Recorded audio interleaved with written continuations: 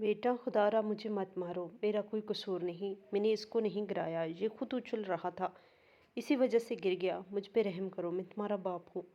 मैंने रोते हुए और हाथ जोड़ते हुए अपने बेटे को कहा। इसका बेटा आहद मेरे साथ खेल रहा था। गलती बच्चे की अपनी थी। आहद खुद उछलते हुए गिर गया, लेकिन जैसे ही रात के रोने की आवाज़ आई तो मैं इसकी तरफ बढ़ा, उसको उठाया, प्यार करने लगा और चुप करवाने लगा। इतने में मेरा बेटा फुरकान आ गया, मुझे ज़ोरदार थप्पड़ मारा और कहने लगा, तुम्हारी हिम्मत कैसे हुई मेरे बेटे को उठाने की? कितनी मर्तबा बोला है कि अगर तुमसे ये नहीं उठाया जाता तो इसको मत उठाया करो। इतना भी तुम्हारी मजबूरी नहीं कि इसे तुम उठाओ। आज फिर तुमने इसको गिरा दिया। आखिर तुम्हारी समझ में क्यों नहीं आता? जब मैंने फुरकान के मुँह से ये तल्खनाक बातें सुनी तो मेरी आंखें नम हो गई। मैं इसको बार बार यही कह रहा था कि बेटा, मैंने आहद को नहीं गिराया, वो खुद गलती से गिरा है। मैं तो बस अभी इसके करीब गया। जब वो गिर पड़ा था तब मैंने इसको उठाया। मेरा कोई कसूर नहीं है। लेकिन फुरकान ने मेरी बात पर यकीन न किया। अफसोस कि इसने अपने वालिद के साथ इतना बुरा सलूक किया। क्या वालिदैन के साथ यही सब कुछ करना बाकी रह गया था? ये पहली बार नहीं था। फुरकान इस तरह का रवैया मेरे साथ कई दिनों से रख रहा था, बल्कि एक अरसा हो चुका था कि मैं इसके इस रवैये को बर्दाश्त कर रहा था। मेरा कसूर इतना था कि मैं बूढ़ा हो चुका था और इन लोगों की बातें मुझे समझ में नहीं आती थी। बार बार मैं जब कभी बात पूछता या फिर कोई भी गलत हरकत मुझसे गलती से भी हो जाती तो मेरा बेटा मुझे मारने लग जाता था। लेकिन मेरी ज़िंदगी में अभी भी मेरा एक बेटा था जिस पर मुझे पूरी उम्मीद थी कि वो मेरा दुख दर्द समझेगा और मुझे अपने पास रख लेगा। लेकिन जो धोखा और फ़रेब मेरे बेटे अली ने मेरे साथ किया, वो मज़ीद ख़तरनाक था। मैं अपनी नज़रों में गिर चुका था कि मेरी औलाद इस दर्जे पर आ चुकी है कि वो अपने बाप पर इतना बुरा रवैया रख रहे हैं। फुरकान तो शुरू से ही इसी तरह की आदत का मालिक था। अभी इसकी शादी ना हुई थी कि वो जुआ और नशे पे लग गया था। मैं कई मर्तबा रोक चुका था, कई मर्तबा इसको इसके कमरे में बंद करता था ताकि वो ये काम छोड़ दे और मेरी बात को समझ ले। लेकिन जो आदत इसने अपनी ज़िंदगी में बनाई हुई थी उनको छोड़ना नामुमकिन था। वो अपने बाप को तो छोड़ सकता था, लेकिन अभी इन्हीं आदतों को कभी नहीं भी छोड़ने वाला ना था। और ये सब कुछ हो रहा था मेरी बीवी की वजह से हुआ। इसी ने ही फुरकान समेत पूरी औलाद को बिगाड़ दिया था। इसी ने ही ढील देकर मेरे बच्चों को इस राह पर लाकर खड़ा कर दिया कि वो ना तो अच्छे की तमीज़ जानते थे और ना ही इनको बुरे में फ़र्क नज़र आता था। उनको सिर्फ समझ आती थी तो अपनी ज़बान, वो वही करते थे जो इनका दिल करता था। लेकिन इसी असना में इन दोनों बेटों ने एक ऐसी गलती की कि खुदा ताला ने बर्बादी इनके मुकद्दर में लिख दी। मेरे साथ एक ऐसा वाक़या हुआ जिसकी वजह से मेरे दोनों बेटों के घर बर्बाद हो गए। ये सब कुछ इनके गुनाहों की वजह से था। खुदा ताला ने इन्हें कई बार ढील दी, कई बार इनको मौका दिया, लेकिन वो एहसान फरामोश थे। फुरकान मेरे साथ जैसा भी रवैया रखता था, थोड़ी देर के लिए मैं नाराज़ होता, खफा होता, दिल दिल में रोता, इसको बद्दुआएं देता।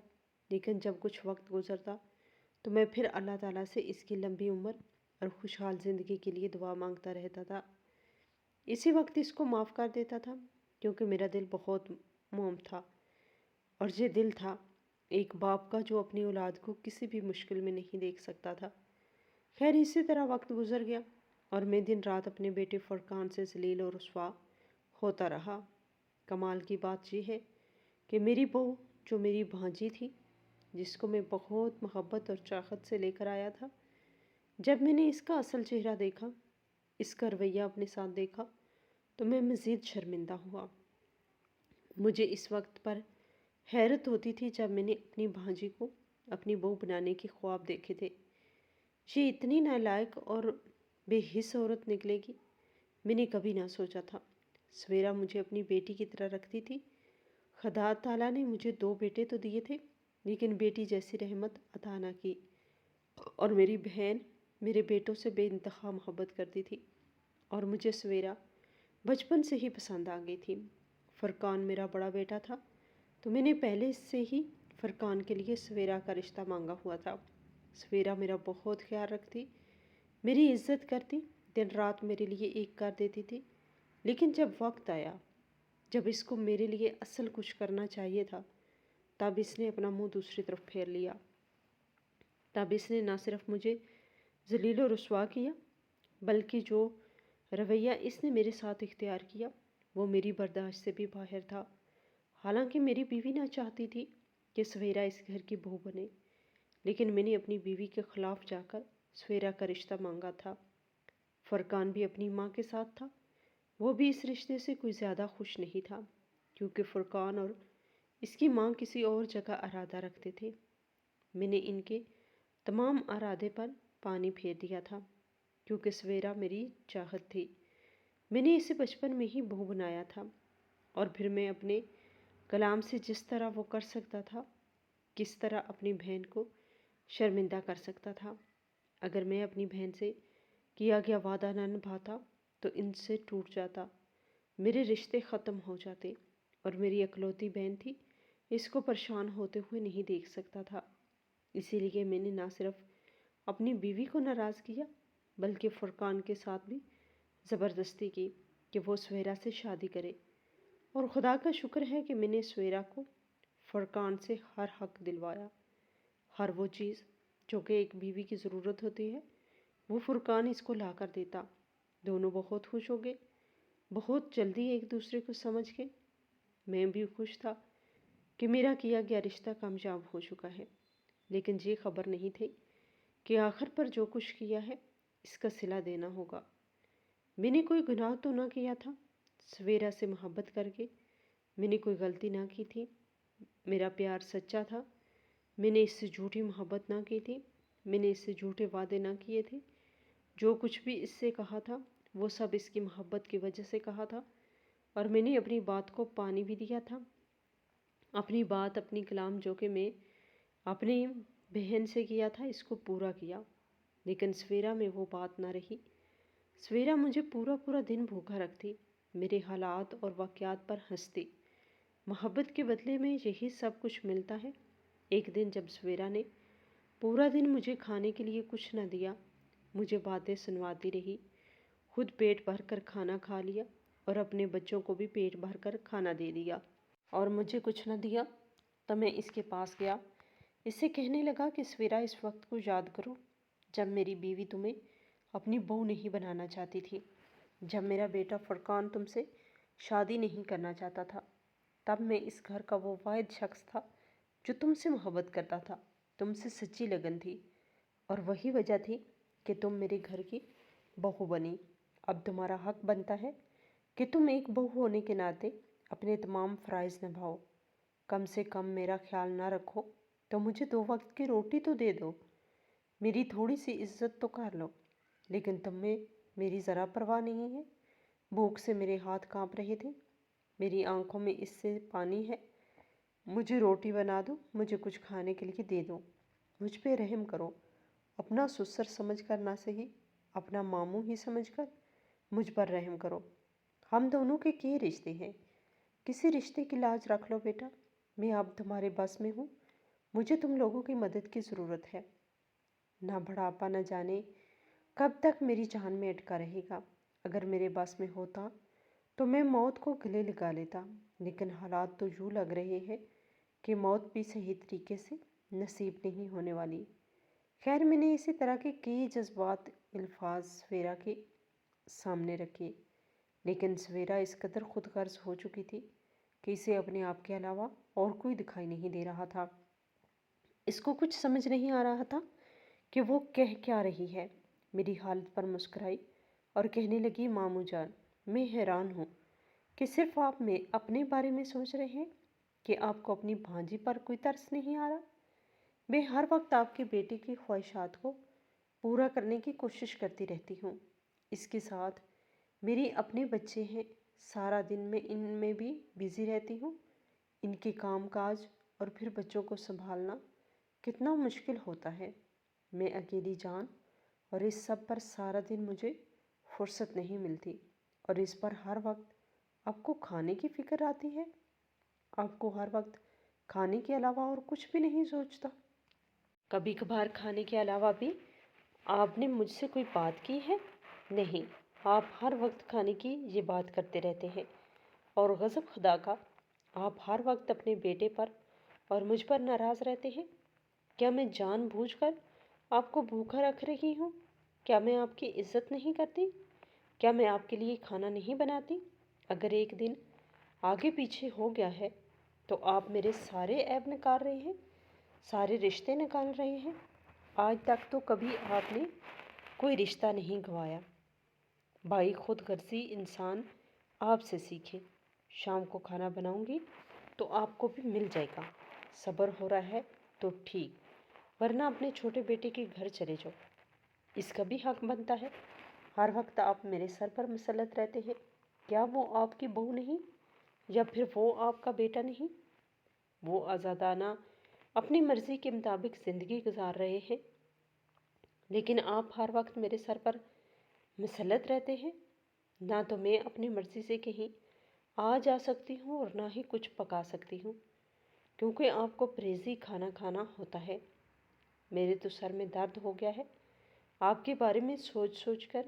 نہ جانے کب میری خدا آپ سے جان چھڑوائے گا۔ یہ کہتے ہی سویرا وہاں سے چلی گئی، لیکن میں وہیں کا وہی رہ گیا۔ یہ سب کچھ برداشت نہیں ہو رہا تھا۔ آخر فرقان اور سویرا میری عزت کیوں نہیں کرتے تھے؟ کبھی کبھار میں سوچتا تھا میں نے سویرا کی ہی غلطی ہے، وہی میرے بیٹے کو میرے خلاف کرتی رہتی ہے، جس کی وجہ سے فرقان نہ صرف مجھے ڈانٹتا ہے بلکہ غلط انداز میں بات بھی کرتا ہے۔ اور جب میں اپنے بیٹے کی طرف نظر دوڑاتا اور اس کے بارے میں سوچتا تو مزید میری آنکھیں کھل جاتی اور مجھے یقین ہو جاتا کہ واقعی اس سب میں سویرا کا کوئی قصور نہیں۔ فرقان ہی سب کا بڑا گناہ گار ہے۔ وہ میرا بیٹا ہے اور وہ مجھ سے اچھے طریقے سے بات کرے، میری عزت کرے اور اپنی بیوی کو میرے بارے میں سمجھائے اور اس کے ساتھ سخت سلوک کرے تو وہ کبھی بھی میرے ساتھ غلط رویہ اختیار نہ کریں۔ وہ اپنے شوہر کے بات ضرور مانے گی اگر فرقان اس کو میری عزت کرنے کا بولے گا اور میری پابندی کرنے کے لیے سخت الفاظ استعمال کرے گا، تو سویرا کی اتنی جرأت نہیں کہ وہ یہ سب کچھ کرے۔ خیر، یہ تو میری نصیب کی بات تھی۔ میرا نصیب بھی شاید اسی طرح ٹھوکریں کھانے والا بنایا گیا تھا۔ دن گزرتے گئے اور اس کے بعد پوری رات مجھے چین نہ آتا۔ ہر رات میں خدا تعالیٰ سے مدد کی دعا مانگتا اور کہتا، یا اللہ، یا تو میرے بیٹے کو ہدایت دے یا پھر مجھے اپنے پاس بلا لے، کیونکہ اب مزید مجھ سے ان لوگوں کی یہ بدتمیزی برداشت نہیں ہو رہی تھی۔ میرا دل پھٹ جائے گا اگر مزید ان لوگوں نے میرے ساتھ یہی رویہ کیا۔ میں جتنا کوشش کرتا کہ اپنے آپ کو ان لوگوں سے الگ کروں، ان لوگوں کو اپنی شکل بھی نہ دکھاؤں، لیکن پھر بھی ان کے پاس مجبوریاں مجھے لے جاتی تھیں۔ کبھی کوئی دوائی ختم ہو جاتی تو کبھی مجھے کوئی ضرورت آ جاتی جس کی وجہ سے مجھے ان لوگوں کے پاس جانا پڑتا تھا۔ دونوں بیٹوں میں سے کسی کو بھی میری پرواہ نہ تھی۔ ایک بیٹا جو اپنی بیوی کو لے کر دوسرے گھر میں منتقل ہو گیا تھا، وہ کبھی بھی مجھ سے ملنے کے لیے نہ آتا تھا۔ آج تک کس نے کبھی فون نہ کیا اور نہ ہی میری طبیعت کے بارے میں پوچھا۔ میرا دل اس درد سے چکنا چور ہو چکا تھا کہ میرے بیٹے آخر یہ سب کچھ کیوں کر رہے ہیں، لیکن رونے اور خدا تعالیٰ سے مدد مانگنے کے علاوہ میرے پاس اور کوئی چارہ نہ تھا۔ میں سارا دن گھر میں اکیلا پڑا رہتا تھا۔ محلے کے امام صاحب بہت نیک انسان تھے۔ میں اکثر جب ان کے پاس جایا کرتا تھا تو وہ میرا بہت احساس کرتے، عزت کرتے، مجھے بزرگ سمجھ کر اور انسانیت کے نام پر میری بہت زیادہ مدد کرتے تھے۔ مسجد میں جو بھی لوگ ہدیہ وغیرہ دیتے یا پھر کھانے کے لیے امام صاحب کو چیزیں دیتے، امام صاحب وہ میرے لیے ضرور بچا کے رکھتے تھے، چاہے میں ایک ہفتے بعد جاؤں یا پھر جب بھی جاتا تو وہ مجھے لازمی دیتے تھے۔ صدقے کی چیزیں اکثر جب میں لینے سے انکار کرتا تو وہ مجھے سمجھاتے ہوئے اور میرے حالات پر پردہ ڈالتے ہوئے مجھے وہ دے دیتے اور کہتے کہ تمہیں اس کی ضرورت ہے، تمہیں شرمانا نہیں چاہیے۔ میں جانتا ہوں تمہارے گھر کے حالات کیا ہیں۔ تمہارا بیٹا فرقان صرف جمعے کی نماز پڑھنے اس مسجد میں آتا ہے۔ ہر جمعے میں سوچتا ہوں کہ اس سے بات کروں، اسے سمجھاؤں، اسے والدین کے حقوق کے بارے میں آگاہ کروں، لیکن ابھی ہم نماز پڑھ رہے ہوتے ہیں اور وہ مجھے نظر آتا ہے۔ پھر جب میں دعا مانگتا ہوں تو فرقان مجھے نظر ہی نہیں آتا اور میرا بات کرنا وہی کا وہی رہ جاتا ہے۔ لیکن جب کبھی مجھے موقع ملے گا تو میں آپ کے بارے میں اس کو ضرور سمجھاؤں گا۔ یہ غلط ہے، آپ اس کے والد ہیں اور والدین کے ساتھ یہ رویہ اختیار کرنا نہایت غیر مناسب بات ہے۔ مجھے اچھا نہیں لگتا جب آپ کے گھر میں سے فرقان کی آوازیں آ رہی ہوتی ہیں، وہ خواہ آپ کو ڈانٹ رہا ہوتا ہے۔ مجھے یہ چیز بہت تکلیف دیتی ہے۔ میں سوچتا ہوں کہ جاؤں، لیکن پھر میں خاموش ہو جاتا ہوں کیونکہ یہ آپ لوگوں کے گھر کا مسئلہ ہے۔ میں یہ نہیں چاہتا کہ فرقان غصے میں آ کر میری بے عزتی کر دے، اسی لیے اپنے آپ کو اور اپنے جذبات کو کنٹرول میں رکھنا میرے حوالے ترجیح ہوتی ہے۔ آپ کی بہو یہ کس گھرانے کی لڑکی ہے؟ کہاں سے لے کر آئے ہیں آپ کو؟ اس کو ذرا بھی تمیز نہیں، ہر وقت بچوں کو ڈانٹ رہی ہوتی ہے اور آپ کے ساتھ بھی غیر مناسب رویہ اختیار کرتی ہے۔ کئی بار میری بیوی مجھے بتاتی ہے کہ سویرا آپ کے ساتھ بہت غلط رویہ استعمال کرتی ہے۔ یہ سب اس کو زیب نہیں دیتا۔ آپ اس کی سسر ہیں، اس کے باپ کی جگہ ہے۔ خدا تعالیٰ نے سسر کو دوسرا باپ کہا ہے اور وہ اپنے باپ کے ساتھ کیا اس طرح کا رویہ رکھتی ہوگی جو آپ کے ساتھ یہ سب کچھ کر رہی ہے؟ خیر، آپ روزانہ مسجد میں آیا کریں، آپ کو سکون ملے گا۔ اس طرح آپ کا وقت بھی گزر جائے گا اور خدا تعالیٰ بھی راضی ہوگا۔ امام صاحب نے اسی طرح کی کئی اور باتیں کی۔ میں جب بھی ان کے پاس جاتا تھا اسی طرح وہ مجھے جینے کی ہمت دیتے، زندگی میں لے آنے کی کوشش کرتے، اور میں وہ انسان تھا جس کا زندہ رہنے سے دل بیزار ہو چکا تھا۔ زندگی نے مجھے کہیں منہ دکھانے کے قابل نہ چھوڑا۔ میں جہاں کہیں بھی گیا لوگ مجھے دیکھ کر باتیں کرتے ہیں۔ میری قسمت پر لوگ توبہ توبہ کرتے تھے۔ جو قسمت میں نے پائی تھی وہ میرے لیے شرمناک بن چکی تھی، لیکن میں نے آج تک کبھی بھی شکوہ نہیں کیا، صبر اور شکر کے ساتھ وقت گزارا، کیونکہ مجھے یقین تھا یہ وقت بہت جلدی گزرنے والا ہے۔ اسی طرح کچھ دن گزر گئے۔ میں ڈیلی مسجد میں جاتا، امام صاحب سے ملتا، ان سے بات نہیں کرتا تو میرا دماغ فریش ہو جاتا تھا۔ گھر واپس آتا تو پھر وہی باتیں، سویرا کا وہی کام اور فرقان کی بدتمیزی برداشت کرنے کے علاوہ میرے پاس اور کوئی چارہ نہ تھا۔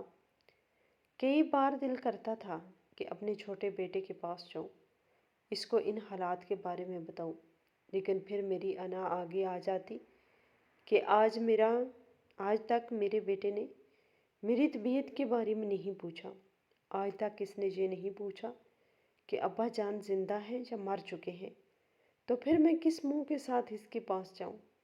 میں کیسے اسے کہوں کہ مجھے اپنے پاس رکھ لے؟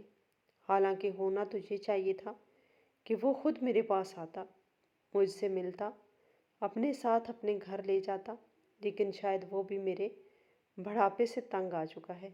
اس کی بیوی بھی میری ذمہ داری اٹھانے سے اس کو روکتی ہوگی، جیسے کہ سویرا ہر وقت فرقان کو میرے خلاف کرتی رہتی ہے۔ اصل میں سویرا کو مسئلہ اس بات سے تھا کہ میں نے اپنی تنخواہ کو 3 حصوں میں تقسیم کر دیتا تھا، حالانکہ فرقان بیٹے کو بھی کسی چیز کی کمی نہیں تھی، وہ بھی اپنے گھر کے اخراجات اچھی طرح سے اٹھا رہا تھا اور سویرا کی تمام خواہشات کو بھی پورا کر رہا تھا۔ لیکن سب کے باوجود سویرا کا لالچ کبھی ختم نہ ہوا۔ اس قدر لالچی عورت میں نے اپنی زندگی میں نہ دیکھی تھی۔ میں اپنی تنخواہ کو 3 حصوں میں تقسیم کرتا، ایک حصہ فرقان کے ہاتھ میں دیتا، ایک حصہ میں اپنے چھوٹے بیٹے کو دیتا اور ایک حصہ میں اپنی ضروریات زندگی کے لیے رکھتا۔ اور سویرا کو اسی بات سے مسئلہ ہوتا کہ میں ان کے گھر میں رہ رہا ہوں، ان کا دیا ہوا کھا رہا ہوں تو پھر میں تنخواہ میں سے حصہ نکال کر اپنے چھوٹے بیٹے کو کیوں دیتا ہوں؟ وہ حصہ بھی مجھے ان کو ہی دینا چاہیے۔ حالانکہ مجھ میں یہ نا انصافی شروع دن سے نہیں تھی۔ میں دونوں کے ساتھ برابر کا سلوک بھی کرتا تھا۔ فرقان کو اگر میں نے یہ اپنا گھر دیا تھا تو اپنے چھوٹے بیٹے کو میں نے پورا گھر بنوا کے دیا۔ بالکل ایک جیسا نقشہ تھا اور ایک جیسا ہی سب کچھ تھا، تاکہ دونوں بیٹوں کے درمیان فرق محسوس نہ ہو۔ کل کو کوئی بھی بیٹا مجھے یہ نہ کہے کہ ابا جان آپ اس سے زیادہ محبت کرتے ہیں، اس کو زیادہ جائیداد میں سے حصہ دیا اور مجھے کم دیا۔ اسی وجہ سے میں نے دونوں کے درمیان ہمیشہ مناسب اور انصاف کا معاملہ کیا۔ اب یہ میرا حق بنتا تھا کہ اگر میں فرقان کو پیسے دے رہا ہوں تو اسے بھی دوں، اور والدین کی ذمہ داری اٹھانا تو سب کا فرض بنتا ہے۔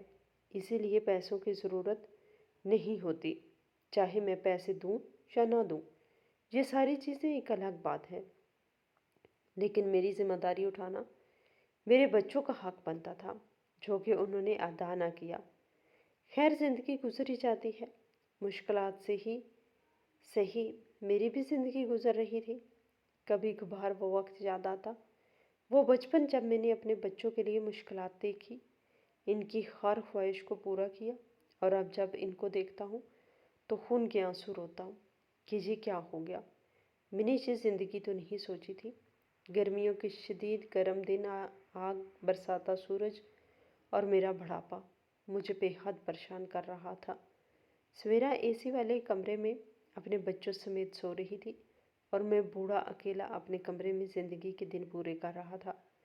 مجھ میں اتنی ہمت اور جرأت نہ تھی کہ میں سویرا کے کمرے میں جاتا اور وہاں جا کر کسی کونے میں بیٹھ کر اے سی کی ٹھنڈی ہوا لگوا لیتا۔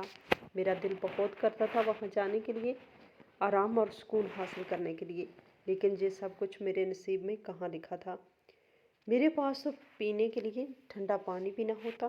جب سویرا سو جاتی تو میں چوری چھپے کچن میں جاتا اور فریج میں سے ٹھنڈا پانی اٹھا کر پی لیتا تھا۔ بس اسی طرح میرا گزارا چل رہا تھا کہ میں اپنی زندگی کے دن پورے کر رہا تھا۔ پانی کی پیاس لگی تو میں پانی پینے کے لیے اٹھا، لیکن میرے پاس جو پانی رکھا تھا وہ شدید گرم ہو چکا تھا، جیسے یہ ابھی کسی نے گرم کر کے مجھے لا دیا ہو۔ گرمی کی وجہ سے ہر چیز کا ٹمپریچر بہت ہائی ہو چکا تھا۔ مجھے لگا کہ سویرا سو گئی ہے، کیونکہ اس نے اپنے کمرے کا دروازہ بند کیا ہوا تھا اور یہ وقت اس کے سونے کا تھا۔ دوپہر میں وہ اکثر اپنے بچوں کو لے کر دروازہ بند کر کے سو جایا کرتی تھی۔ میں اٹھا، اپنے جوتے نہ پہنے تاکہ میرے قدموں کی آہٹ وہ سن نہ لے۔ جوتے اتار کے میں کچن کی طرف گیا، گلاس اٹھایا اور فریج میں سے پانی اٹھا کر پینے لگا۔ وہیں مجھے چکر سے آنے لگے، یوں لگ رہا تھا جیسے بی پی لو ہو گیا ہو۔ گرمی کی وجہ سے میرے ہاتھ پاؤں میرا ساتھ نہ دے رہے تھے، قوت اور طاقت ختم ہو گئی تھی۔ میں نے جیسے ہی گلاس اپنے منہ پر رکھا، ایک دم سے میرا بی پی لو ہوا اور گلاس میں سے نیچے گر گیا۔ شیشے کا گلاس تھا، جیسے ہی نیچے گرا تو ایک خطرناک آواز پیدا ہوئی۔ چاروں طرف خاموشی اور اس گلاس کا ٹوٹنا، بس یہ قیامت کی نشانی تھی۔ ابھی میں وہیں کھڑا سوچ رہا تھا کہ اب کیا کروں۔ ابھی تو میں نے پانی پیا بھی نہیں تھا کہ یہ ٹوٹ گیا، اور اتنے میں سویرا کچن میں داخل ہوئی۔ کہ آپ کو سکون نہیں ہے، آرام نہیں آتا آپ کو؟ نہ تو آپ کو دن کا آرام ہے، نہ ہی رات کو سکون ہے۔ آپ کی وجہ سے میرے بچے اٹھ گئے ہیں، میری نیند خراب ہو گئی۔ سارا دن آپ لوگوں کی ذمہ داریاں ادا کرتی ہوں، آپ لوگوں کے بچوں کو سنبھالتی ہوں اور اس گھر کے کام کرتی ہوں۔ آپ کو پتہ بھی ہے میں اس وقت سوتی ہوں اور آپ اس وقت کوئی نہ کوئی کام کرنا شروع ہو جاتے ہیں، جس سے میری نیند خراب ہو جاتی ہے۔ کئی بار آپ کو سمجھا چکی ہوں، لیکن ایک بار بھی اثر نہیں ہوا، اور اب کیا ضرورت تھی جہاں اٹھ کر آنے کی؟ جب میں نے پانی بھر کر آپ کے کمرے میں رکھ آئی تھی تو پھر ادھر آنے کی ضرورت ہی کیا تھی آپ کو؟ اور گلاس توڑ ڈالا۔ آپ کو پتہ ہے یہ میرے جہیز کا گلاس تھا۔ میری اماں جان نے کتنی مشکلات سے یہ پیسے اکٹھے کر کے میرے لیے جہیز خریدا تھا۔ آج تک میں نے ان چیزوں پر آنچ بھی آنے نہیں دی، اور آپ نے تو آنچ تو کیا، پورا ایک گلاس ہی توڑ ڈالا۔ آپ ابھی اسی وقت یہاں سے اس گلاس کے ٹکڑے چنیں، کیونکہ تھوڑی دیر بعد بچے اٹھ جائیں گے۔ وہ کچن میں آئے تو ان کو یہ گلاس کے ٹکڑے چپ بھی سکتے ہیں۔ جلدی سے یہ سارا گند صاف کریں، پھر آگے میں آپ کے انتظام کر کے سویا کروں گی۔ یہ تو آپ کے کمرے کو باہر سے تالا لگاؤں گی، یا پھر اس کچن کو تالا لگانا پڑے گا، کیونکہ اس کے علاوہ میرے پاس کوئی حل نہیں۔ یہ کہتے ہیں وہ تھوڑا سا پیچھے ہوئی۔ میں نے اس کی طرف دیکھا، پھر وہ شیشے اٹھانے لگا، یہاں تک کہ ایک شیشے کے ٹکڑے کی وجہ سے میرے ہاتھ پر چوٹ آ گئی۔ شدید خون بہنے لگا۔ میں اٹھا تاکہ ہاتھ پر کچھ لگا سکوں اور یہ خون رک جائے، لیکن سویرا نے مجھے اٹھنے نہ دیا۔ کہنے لگی کہ اس کو صاف کر کے ہی آپ یہاں سے جا سکتے ہیں۔ وہ کھڑی رہی، میرا خون بہتا رہا اور میں ٹوٹے ہوئے گلاس کی کرچیاں اکٹھی کرتا رہا۔ جا کر ایک ڈسٹ بن میں ڈالی، خوب رویا۔ خون بہت زیادہ بہہ چکا تھا۔ خیر اپنے کمرے میں آیا اور آ کر ہاتھ پر پٹی باندھ دی۔ خون شدید بہہ جانے کی وجہ سے میں تو آنکھوں کے آگے اندھیرا سا ہونے لگا، لیکن میں نے اپنے آپ کو سنبھالا۔ سویرا کا یہ رویہ مجھ سے برداشت نہیں ہو رہا تھا۔ وہ کئی عرصے سے میرے ساتھ یہی رویہ اختیار کر رہی تھی، لیکن آج جو اس نے کام کیا وہ میرے لیے موت کے برابر تھا۔ مجھے اپنے زندہ ہونے پر نفرت ہو رہی تھی۔ میرا دل چاہ رہا تھا کہ میں ابھی اسی وقت مر جاؤں، حالانکہ یہ سب کچھ کرنا بھی میرے بس میں نہ تھا۔ سویرا اتنی بے حس کیسے ہو سکتی ہے؟ وہ اپنے سسر اور ماموں کے ساتھ اتنا گھٹیا سلوک کرنے کے بارے میں سوچ بھی کیسے سکتی ہے؟ سوچا کہ فرقان جب آئے گا تو اس کو سویرا کے رویے کے بارے میں بتاؤں گا۔ اس کے بتاؤں گا کہ اس نے آج ایک گلاس ٹوٹ جانے کی وجہ سے میرے ساتھ بہت برا رویہ رکھا ہے۔ مجھے بے انتہا تکلیف ہوئی ہے، لیکن ابھی میں اس کو کچھ کہتا، پھر مجھے فرقان کے رویے کے بارے میں بھی یاد آیا کہ وہ تو مجھے سویرا سے بھی زیادہ برا رویہ اختیار کرتا ہے۔ شاید سویرا بھی اسی کو دیکھ کر میرے ساتھ برا رویہ اختیار کرتی ہے۔ اگر میرا بیٹا فرقان مجھ سے حسن سلوک سے پیش آتا، شفقت کے ساتھ نرم رویہ اختیار کرتا، تو سویرا بھی اس کو دیکھ کر مجھ سے اتنی محبت کرتی، وہ بھی میرے ساتھ ویسے ہی سلوک کرنے کی کوشش کرتی۔ لیکن جب میرا بیٹا ہی صحیح نہ نکلا، وہی میرے ساتھ اتنا غلط رویہ اختیار کر رہا تھا کہ میں دوسروں سے کیا شکایت کرتا۔ لیکن آج میں نے بھی سوچ لیا تھا کہ میں سویرا کے اس رویے کو مزید برداشت کرنے والا نہیں ہوں۔ میں فرقان کو بتاؤں گا کہ سویرا نے میرے ساتھ کیا حشر کیا۔ کافی دیر انتظار کرتا رہا۔ شام کے 6 بجے جب فرقان کے آنے کا وقت ہوا تو میں باہر صحن میں بیٹھ گیا۔ سوچا سویرا اندر ہوگی تو اس وقت اس کے سامنے بات نہیں ہو پائے گی۔ فرقان جیسے ہی اندر داخل ہوا تو میں اکیلے میں اس سے بات کر لوں گا۔ اس کو اس کی بیوی کی حقیقت بتاؤں گا اور کہوں گا کہ اپنی بیوی کو سمجھائے مجھ سے اس طرح کا رویہ رکھنے والی وہ کون ہے۔ خیر اسی انتظار میں صحن میں بیٹھ گیا اور تھوڑی دیر بعد فرقان آ گیا۔ جیسے وہ آیا میں نے اس کو سلام کیا اور کہا، بیٹا میری ایک بات سن لو۔ ابا جان ابھی تو میں گھر کے اندر آیا ہوں، پہلے بھی آپ کی بات سن لوں۔ آپ کو دوسرے بندے کا ذرا احساس نہیں ہوتا۔ میں سارا دن کام کر کے تھکا ہارا آیا ہوں اور آپ کی باتیں سنوں۔ میں جانتا ہوں آپ نے ضرور کسی کی شکایت کرنی ہوگی یا پھر کوئی ضرورت ہوگی، تبھی آپ میرے انتظار میں یہاں پر بیٹھے ہیں، ورنہ پہلے تو ایسا کبھی نہیں ہوا کہ آپ میرے انتظار میں بیٹھے ہوں۔ میں رات کو آپ کے کمرے میں آؤں گا، آپ کو جو بھی بات کرنی ہے مجھے وہیں پر بتا دینا۔ یہ کہتے ہی فرقان اپنے تاثرات تبدیل کرتے ہوئے وہاں سے چلا گیا۔ میری آنکھیں نم ہوئیں، لیکن میں خاموش ہو گیا، کیونکہ یہ پہلی بار نہیں ہو رہا تھا۔ فرقان کئی عرصے سے میرے ساتھ یہی سلوک کر رہا تھا اور میں یہ سب کچھ برداشت کر رہا تھا۔ میں رات کو اپنے کمرے میں تھا، اسی انتظار میں کہ ابھی فرقان اور میں اس کو سویرا کی شکایت لگاؤں، سویرا کے غلط رویے کے بارے میں اس کو آگاہ کروں، لیکن حد ہو گئی۔ فرقان میرے کمرے میں نہ آیا۔ صبح ہوئی تو میں دوبارہ فرقان کے پاس گیا اور اسے کہنے لگا، بیٹا تم نے کہا تھا رات کو تم میرے کمرے میں آؤ گے، میری بات سنو گے، لیکن تم آئے نہیں، تو تبھی میں تمہارے پاس آ گیا۔ ایک کریں ابا جان، میں اب بہت زیادہ تھک چکا ہوں، مجھے پھر بات بھی بھول گئی۔ آپ بتائیے آپ کو کیا بات کرنی ہے؟ سویرا وہیں پر موجود تھی۔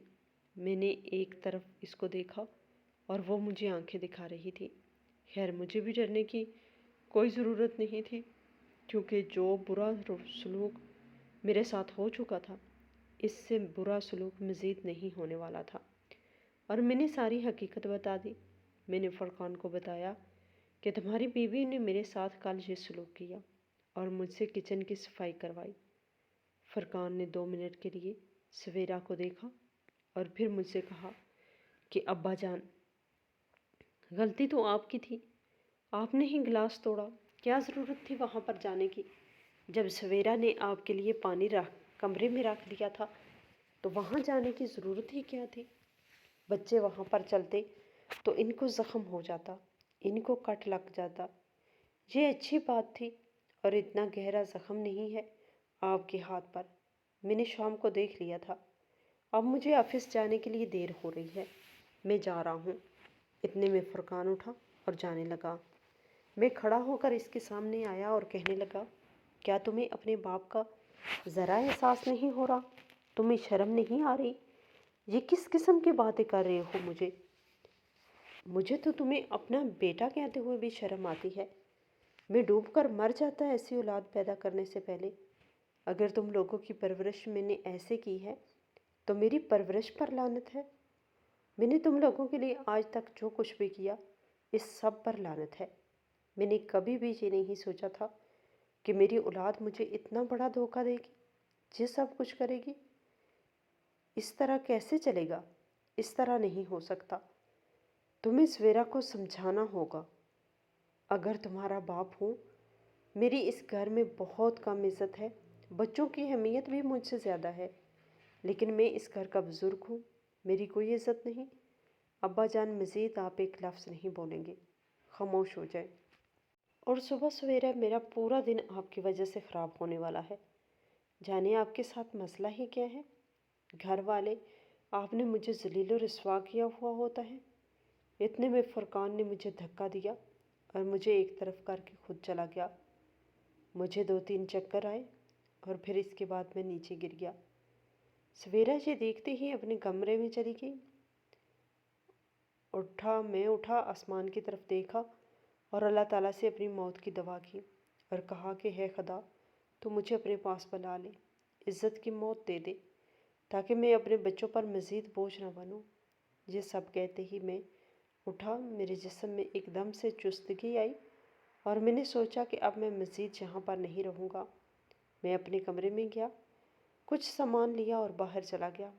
میں نے پہلے سوچا کہ علی کو فون کر کے بتا دوں کہ میں اس کی طرف آ رہا ہوں، پھر میں نے سوچا کہ وہ مجھے انکار کر دے گا، کوئی نہ میں ڈائریکٹ اس کے گھر چلا جاؤں، اس طرح وہ مجھے واپس نہیں بھیج سکے گا۔ لیکن میں اکیلا کیسے جا سکتا تھا؟ بوڑھی ٹانگوں میں اتنی طاقت نہیں تھی کہ میں خود چل کر جاؤں۔ اس لیے میں اندر گیا، گھر کے فون سے علی کا نمبر ملایا، اس کو ساری حقیقت بتائی۔ اس کو بتایا کہ بیٹا بہو مجھے کھانا نہیں دیتی، سارا دن بھوکا رکھتی ہے، اور تمہارا بھائی فرقان مجھے بہت ذلیل اور رسوا کرتا ہے، ہر وقت مارتا ہے، ڈانٹتا ہے، میری کوئی اہمیت نہیں ہے۔ میں تمہارے پاس آنا چاہتا ہوں، مجھے اپنے گھر بلا لو۔ جیسے یہ ساری حقیقت میں نے علی کو بتائی تو وہ تھوڑی دیر کے لیے تو خاموش رہا۔ پھر اس نے کہا کہ ابا جان، آپ کسی لوکل بس یا رکشے پر آ جائے، میں آگے سڑک پر آ جاؤں گا اور آپ کو وہاں سے لے لوں گا۔ میرے پاس اتنا ٹائم نہیں کہ میں وہاں پر آتا، لیکن آپ خود ہی آ جائیں، میں آپ کو آگے سے ریسیو کر لوں گا۔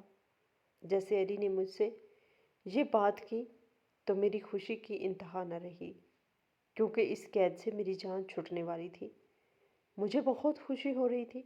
ابھی میں اپنا سامان اٹھانے ہی لگا تھا کہ اچانک فون دوبارہ بجنے لگا۔ میں بھاگ کر گیا، یہ سوچ کر کہ شاید علی کہہ رہا ہوگا کہ میں خود آپ کو لینے آ رہا ہوں، لیکن جو بات علی نے کی اس کو سن کر میرے قدموں کے نیچے سے زمین نکل گئی۔ ابا جان، آپ میرے گھر مت آئیے، میں آپ کو خود وہاں پر ملنے کے لیے آ رہا ہوں، اور بھائی جان سے کہوں گا کہ وہ آپ کے ساتھ رویہ اچھا رکھیں۔ میری بیوی مجھ سے ناراض ہو رہی ہے، وہ کہہ رہی ہے کہ اگر وہ کسی بھی صورت آپ کو اپنے گھر میں نہیں رکھے گی۔ میں بہت مجبور ہوں، اسی لیے آپ کو منع کر رہا ہوں۔ میں نے کہا کہ بیٹا، تمہاری بات بالکل ٹھیک ہے، لیکن کچھ عرصے کے لیے ہی مجھے اپنے پاس رکھ لو، اور میں نے تو اپنا سارا سامان باندھ لیا ہے اور اب میں آ رہا ہوں۔ میں تمہارا باپ ہوں، اتنا تو میرا تم پہ حق بنتا ہے۔ یہ کہتے ہی میں نے فون بند کیا اور روانہ ہو گیا۔ کافی وقت بعد میں دروازے پر پہنچا تو شام ہو چکی تھی۔ دروازہ بجا بجا کر میری طاقت نے جواب دے دیا۔ کئی گھنٹے بعد جواب تک نہ آیا، لیکن علی اور اس کی بیوی کی لڑائی کی آوازیں باہر تک آ رہی تھی۔ میں آپ کے باپ کو یہاں پر ہرگز نہیں رکھوں گی۔ وہ بوڑھا بیماریوں اور جراثیموں سے بھر چکا ہے۔ اب جب ان لوگوں نے اسے نکال دیا ہے تو ہم اس کو اپنے پاس کیوں رکھیں؟ کوئی تو وجہ ہوگی کہ سفیرہ بھابھی نے آپ کے باپ کو گھر سے نکالا ہے، یا پھر آپ کا بھائی فرقان مارتا ہے۔ مجھے تو لگتا ہے آپ کا باپ جھوٹ بول رہا ہے۔ وہ صرف یہاں پر رہنا چاہتا ہے، جس عیش و عشرت میں ہم زندگی گزار رہے ہیں وہ یہاں پر گزارنا چاہتا ہے۔ میں اپنے بچوں کے ساتھ اس انسان کو کبھی بھی برداشت نہیں کروں گی۔ ہمارے گھر کا ایک الگ ماحول ہے، ساری پرائیویسی خراب ہو جائے گی، اور پھر آپ جانتے ہیں کہ میری نوکری ہے، میں گھر پر سارا دن نہیں ہوتی۔ اس طرح تو میں گھر کو تالا لگا کر چلی جاتی ہوں، بچوں کو اسکول سے واپس لے کر جہاں پر آتی ہوں اور گھر کے کام کرتی رہتی ہوں۔ اگر آپ کا باپ ہوگا تو اس کی ذمہ داری کون اٹھائے گا؟ آپ تو صبح 8 بجے جاتے ہیں اور شام کو 9 بجے گھر واپس آتے، پھر یہ ذمہ داریاں کون اٹھائے گا؟ کیونکہ میں یہ ذمہ داریاں اٹھانے والی نہیں ہوں۔ میں کبھی بھی اس بات کے لیے راضی نہیں ہوں گی کہ آپ کا باپ یہاں پر رکے۔ میں اپنی بہو کی یہ ساری باتیں خود دروازے پہ کھڑا سن رہا تھا۔ میری آنکھوں میں برسات کی طرح آنسو تھے۔ میں نے ایک آخری بار دروازہ کھٹکھٹایا، یہ سوچ کر کہ شاید اس بار میرا بیٹا کھولنے کے لیے آ جائے۔ میں بھی دروازہ بجا ہی رہا تھا کہ اچانک علی آ گیا۔ میرے سامنے ہاتھ جوڑنے لگا، مجھ سے معافی مانگنے لگا اور کہنے لگا کہ ابا جان، میں آپ سے معافی مانگتا ہوں، آپ کی وجہ سے میرے گھر کا سارا ماحول خراب ہو چکا ہے۔